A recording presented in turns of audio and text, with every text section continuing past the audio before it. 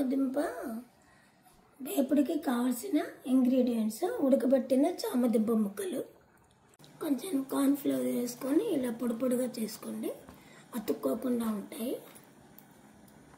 మూకిల్లో నూనె వేసుకున్నాను. నూనె కాగాక పోపు సామాన్లు వేసుకోవాలి.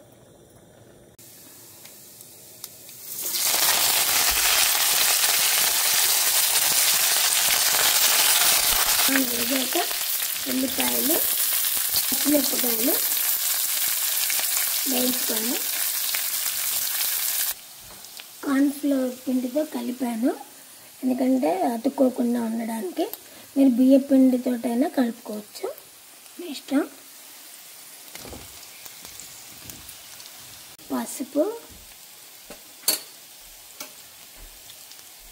కారం,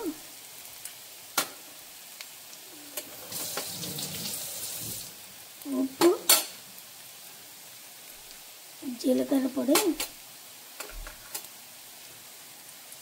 ధనియాల పొడి ఇవన్నీ వేసి ఫ్రై చేసుకోండి. కాసేపు ఒక 10 నిమిషాలు మగ్గబెట్టుకోండి. అయిపోయిందండి చామదుంపల వేపుడు. క్రిస్పీగా బాగుంటుంది, అన్నంలోకి చపాతీలో కూడా బాగుంటుందండి. లాస్ట్కి కొంచెం కొత్తిమీర జల్లేసుకోండి.